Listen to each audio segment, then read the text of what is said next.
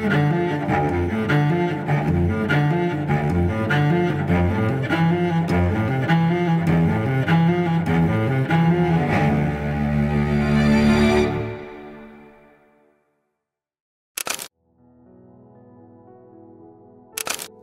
Bapak Ibu sekalian, kita bertemu kembali di dalam Terang Bagi Jalanku. Hari ini kita akan membaca dari Lukas pasal 23 ayat 26 sampai dengan 43. Sebelumnya mari kita bersama-sama berdoa di hadapan Tuhan.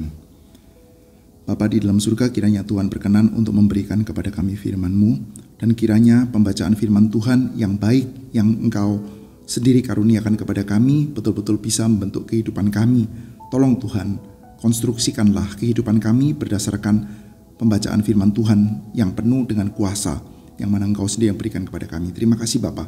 Dalam nama Tuhan Yesus kami bersyukur dan berdoa. Amin. Ketika mereka membawa Yesus, mereka menahan seorang yang bernama Simon dari Kirene yang baru datang dari luar kota, lalu diletakkan salib di atas bahunya supaya dipikulnya sambil mengikuti Yesus. Sejumlah besar orang mengikuti dia. Di antaranya banyak perempuan yang menangisi dan meratapi dia. Yesus berpaling kepada mereka dan berkata, "Hai putri-putri Yerusalem, janganlah kamu menangisi aku, melainkan tangisilah dirimu sendiri dan anak-anakmu. Sebab lihat, akan tiba masanya orang berkata, berbahagialah perempuan mandul yang rahimnya tidak pernah melahirkan dan yang susunya tidak pernah menyusui. Maka orang akan mulai berkata kepada gunung-gunung, runtuhlah menimpa kami, dan kepada bukit-bukit timbunilah kami. Sebab jikalau orang berbuat demikian terhadap kayu hidup, apa yang akan terjadi dengan kayu kering? Dan ada juga digiring dua orang lain, yaitu penjahat, untuk dihukum mati bersama-sama dengan dia. Ketika mereka sampai di tempat yang bernama Tengkorak, mereka menyalibkan Yesus di situ, dan juga kedua orang penjahat itu, yang seorang di sebelah kanannya dan yang lain di sebelah kirinya. Yesus berkata, "Ya Bapa, ampunilah mereka, sebab mereka tidak tahu apa yang mereka perbuat." Dan mereka membuat undi untuk membagi pakaiannya. Orang banyak berdiri di situ dan melihat semuanya. Pemimpin-pemimpin mengejek dia, katanya, "Orang lain ia selamatkan. Biarlah sekarang ia menyelamatkan dirinya sendiri, jika ia adalah Mesias, orang yang dipilih Allah." Juga prajurit-prajurit mengolok-olokkan dia. Mereka menunjukkan anggur asam kepadanya dan berkata, "Jika engkau adalah raja orang Yahudi, selamatkanlah dirimu." Ada juga tulisan di atas kepalanya, "Inilah raja orang Yahudi." Seorang dari penjahat yang digantung itu menghujat dia, katanya, "Bukankah engkau adalah Kristus? Selamatkanlah dirimu dan kami." Tetapi yang seorang menegur dia, katanya, "Tidakkah engkau takut juga kepada Allah, sedang engkau menerima hukuman yang sama? Kita memang selayaknya dihukum, sebab kita menerima balasan yang setimpal dengan perbuatan kita. Tetapi orang ini tidak berbuat sesuatu yang salah." Lalu ia berkata, "Yesus, ingatlah akan aku apabila engkau datang sebagai raja." Kata Yesus kepadanya, "Aku berkata kepadamu, sesungguhnya hari ini juga engkau akan bersama-sama dengan aku di dalam Firdaus." Sampai di sini pembacaan Alkitab kita. Rekan-rekan sekalian, terakhir kita masih bersama-sama mengingat ya, bahwa orang-orang banyak ternyata memilih Barabas ketimbang Yesus.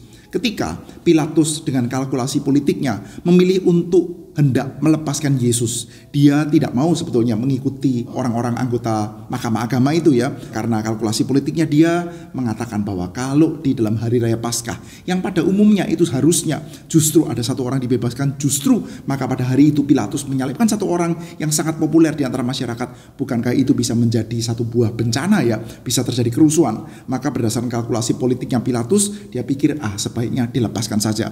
Namun rupanya orang-orang Yahudi dan juga para otoritas agama di tempat itu berhasil untuk meyakinkan hati banyak masyarakat. Kemungkinan juga orang-orang yang sudah diorkestrasi oleh mereka untuk akhirnya mereka memilih Barabas untuk dibebaskan dan Yesus untuk dibunuh dengan cara disalibkan. Nah, saudara, lupanya di dalam bagian ini kita diajak untuk melihat bahwa Lukas ternyata punya tujuan teologis untuk menyatakan hal itu. Yaitu apa? Yaitu mereka memilih jalan Barabas ketimbang memilih jalan Yesus. Dan kita bersyukur saudara, kita mendapatkan ada satu buah gambaran lain, yaitu manusia, Simon dari Kirene, yang menjadi satu buah figur saudara, yang akhirnya akan memikul salib bersama dengan Yesus saudara. Ada jalan yang berbeda, tetapi kita tahu orang banyak rupanya lebih memilih jalan Barabas ketimbang jalan Yesus, seperti yang diambil oleh Simon dari Kirene saudara. Saudara, tentu ya kita tidak bisa bergerak sampai terlalu jauh sekali dengan mengatakan bahwa kalau Simon dari Kirene adalah orang yang sudah bertobat, ya tidak usah sampai sejauh itu saudara. Tetapi paling tidak kita bisa mendapatkan ada dua buah gambaran saudara, yaitu yaitu jalan Barabas dan jalan Yesus. Memilih jalan Barabas atau memilih jalan Yesus. Dan sayangnya orang banyak lebih memilih jalan Barabas, saudara. Dan kita mendapati ya, setelah itu ketika Yesus sedang dalam perjalanan itu, ketika dia memikul salibnya, ada catatan sejumlah besar orang mengikuti dia. Di antaranya banyak perempuan yang menangisi dan meratapi dia. Yesus berpaling kepada mereka dan berkata, "Hai putri-putri Yerusalem, jangan kamu menangisi aku, melainkan tangisilah dirimu sendiri dan anak-anakmu. Sebab lihat, akan tiba masanya orang berkata, berbahagialah perempuan mandul yang rahimnya tidak pernah melahirkan dan yang susunya tidak pernah menyusui. Maka orang akan mulai berkata kepada gunung-gunung, runtuhlah menimpa kami, dan kepada bukit-bukit timbunilah kami. Sebab jika orang berbuat demikian dengan kayu yang hidup, apa yang akan terjadi dengan kayu yang kering?" Saudara, coba kita lihat ya argumennya atau logik dibalik seluruh peristiwa yang kita baru saja baca ini, saudara. Orang-orang Yahudi menyerahkan Yesus kepada Pilatus. Ketika mereka menyerahkan Yesus kepada Pilatus untuk dihukum mati, kira-kira tuduhannya apa, saudara? Tuduhannya tidak mungkin adalah misalkan, saudara, bahwa Yesus itu bidat. Mereka sih percaya ya, di antara mahkamah agama, ketika mereka memutuskan tuh Yesus harus dihukum mati, memang tuduhannya itu adalah dia menghujat Allah, mempersamakan dirinya dengan Allah, menyatakan dirinya adalah anak Allah, saudara. Tetapi saudara, itu adalah satu buah keputusan yang dibuat oleh mahkamah agama. Mereka tidak bisa betul-betul menjatuhkan hukuman mati, karena hukuman mati itu adalah areal atau yurisdiksinya kerajaan atau negara, saudara. Jadi mereka tidak boleh menjatuhkan hukuman mati. Kalau di dalam kitab Kisah Para Rasul ya, kita mendapati ada orang-orang yang akhirnya bisa melempari Stefanus, saudara, sampai mati, saudara. Well, kita bisa katakan itu semacam kerusuhan atau kecelakaan, saudara. Tetapi secara resmi mereka pada waktu itu tidak pegang rambut kekuasaan, saudara. Hukuman mati tidak bisa dijalankan oleh institusi agama. Yang mirip lah, saudara, zaman sekarang ya. Kalau saat ini sudah ada gereja, lalu ada jemaat, saudara, yang akhirnya melakukan dosa-dosa tertentu lalu berkanjang di dalam dosanya, setelah diperingatkan 4 mata ternyata tidak bertobat, masih menyangkali terus, lalu dibawakan 2-3 orang saksi seperti yang dikatakan dalam Injil Matius ya, terus saja menyangkali, akhirnya perkaranya dihadapkan kepada jemaat dan orang itu diekskomunikasi. Ekskomunikasi bukan berarti dia tidak boleh lagi ibadah di gereja, saudara. Tetapi saudara, kita menganggap dia sebagai orang yang tidak kenal Tuhan. Kita meragukan keadaannya dia sebagai anak Tuhan. Kalau anak Tuhan yang sejati harusnya ketika ada teguran, dia itu ada semacam kayak rasa pertobatan, saudara. Tapi ini kok nggak ada, maka kita lakukan tindakan ekskomunikasi. Bukan tidak boleh beribadah, ya, tidak boleh datang ke gereja. Well, orang agama lain pun datang ke gereja boleh kok, saudara. Tetapi mereka tidak boleh berbagian di dalam upacara-upacara yang memang khas hanya diperuntukkan oleh orang yang kita tahu bahwa dia adalah anak Tuhan. Salah satu yang paling jelas adalah perjamuan kudus. Orang yang sudah diekskomunikasikan, mereka tidak boleh berbagian di dalam perjamuan kudus, saudara. Nah, kita tahu, saudara, di dalam gereja, saudara, kita bisa melakukan disiplin gereja. Kita bisa mengekskomunikasikan seseorang, saudara. Tetapi, saudara, untuk hukuman-hukuman yang akhirnya gereja itu lakukan ekskomunikasi, gereja ya sudah maksimal, saudara. Yurisdiksinya gereja sampai di situ, saudara.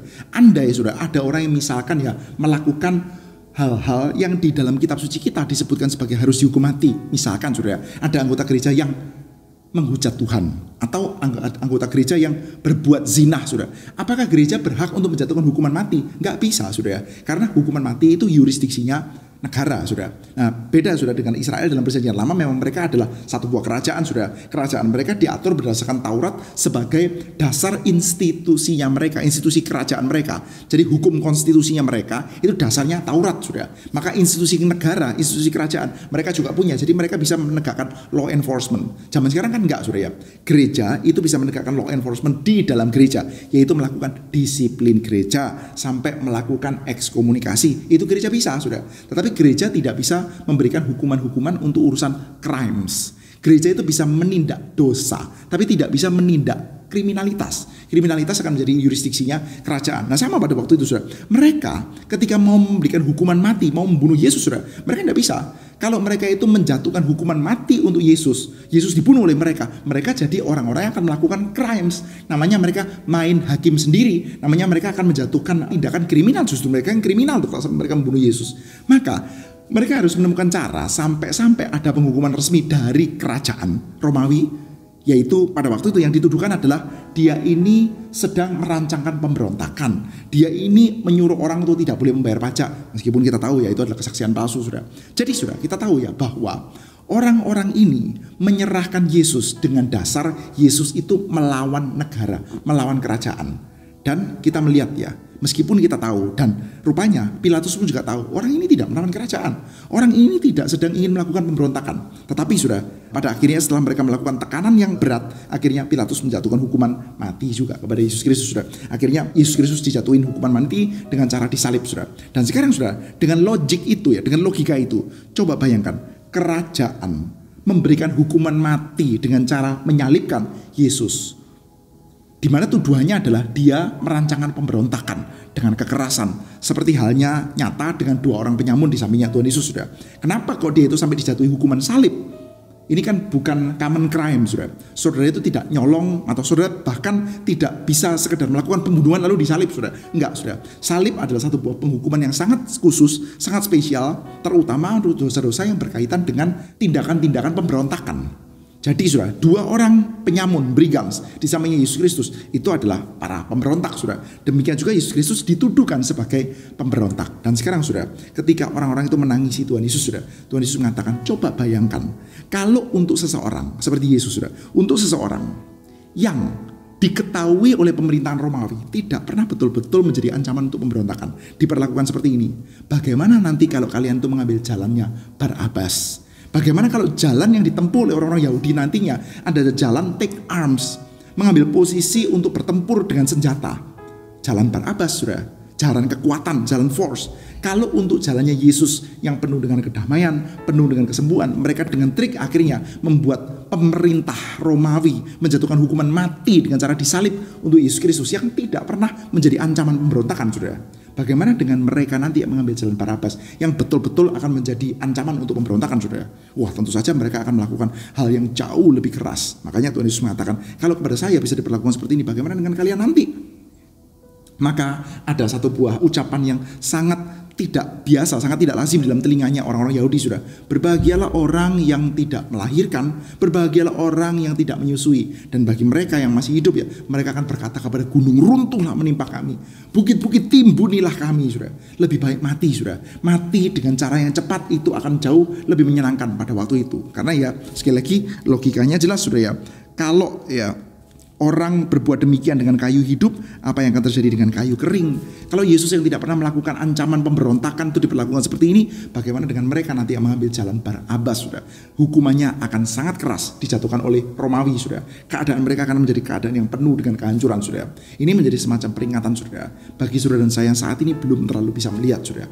Kalau kita menolak jalan Yesus, kita akan mengambil jalan yang satunya, dan jalan satunya adalah jalan yang penuh dengan disaster. Meskipun kelihatannya itu ya mungkin cukup menjanjikan ya, kekuatan, kedikdayaan, mungkin kelihatan cukup menjanjikan, sudah.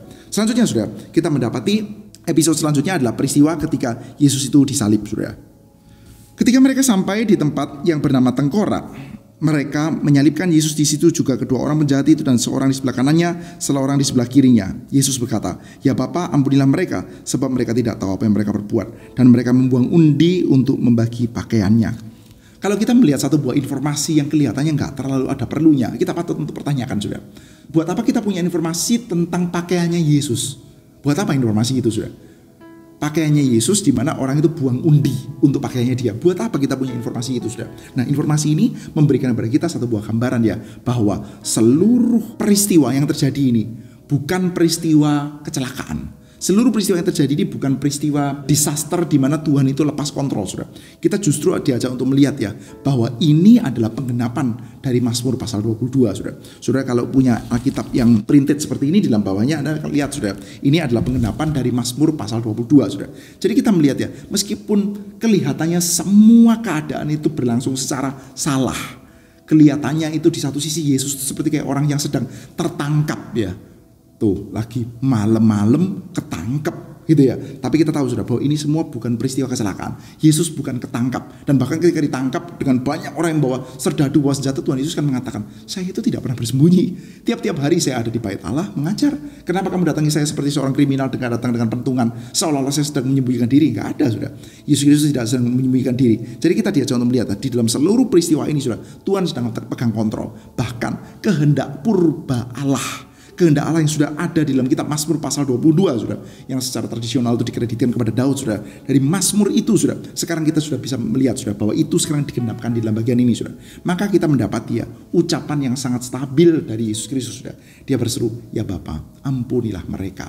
Misinya Yesus datang adalah misi untuk mewartakan berita penerimaan, pengampunan, dan berbahagialah bagi mereka yang menerimanya, Saudara. Dan kita melihat, Saudara, siapa yang menjadi kandidat untuk bisa menerima, Saudara. Saudara, orang yang paling buruk, yang paling kita bisa bayangkan tidak mungkin bisa menerima, itu menerima. Yaitu salah satunya penyamun di sampingnya Tuhan Yesus, Saudara. Jadi kita melihat ya, di dalam seluruh ceritanya Yesus Kristus, dia sedang mengemban misi dari Bapa. Dan mission is accomplished now.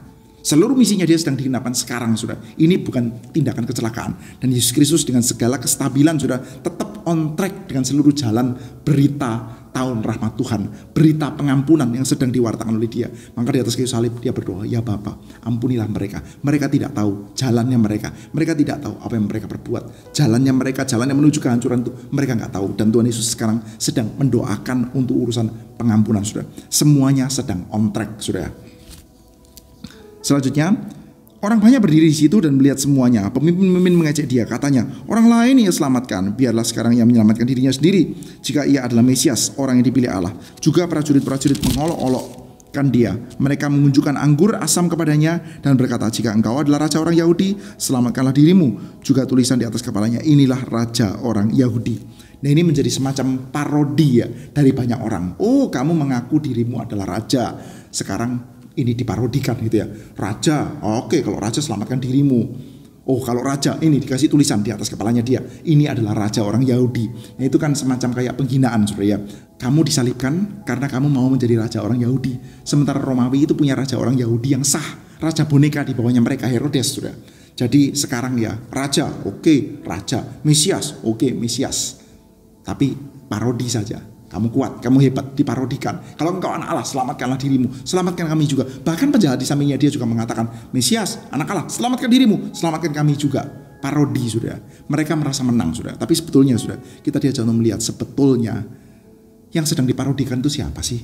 Mereka sedang memparodikan Yesus, tapi sebetulnya mereka sedang diparodikan oleh Tuhan Allah, Saudara. Seluruh episode ini justru menunjukkan parodinya itu ya, justru mereka. Orang-orang berdosa ini, Saudara. Saat ini mereka sedang berasa menang, Saudara. Justru sebetulnya yang mana kehendak Allah itu terjadi dengan sempurna ada di dalam siapa? Ada dalam dirinya Kristus. Seperti kelihatan sangat kalah, Saudara. Tetapi satu demi satu kehendak Tuhan itu digenapi, Saudara. Termasuk kita mendapati ya, anggur asam yang diberikan kepada dia. Itu pun juga merupakan satu buah penggenapan dari kitab Mazmur, Saudara. Jadi kita melihat, Saudara, tidak ada bagian dari seluruh cerita di dalam dirinya Tuhan Yesus, Saudara, yang meleset dari kehendak Bapa, Saudara. Seluruh yang diembankan oleh dia, bahkan nubuatan-nubuatan yang ada dalam perjanjian lama, berkenaan dengan jubah, berkenaan dengan anggur asam, Saudara, kita dapati semuanya digenapi dengan sempurna dalam dirinya Yesus Kristus. Kelihatan kalah, padahal dia sedang menang, Saudara. Sementara orang di bawah itu kelihatan menang, kelihatan kehendaknya dia itu sudah terjadi, Saudara. Ini kan satu buah pencapaian, Saudara.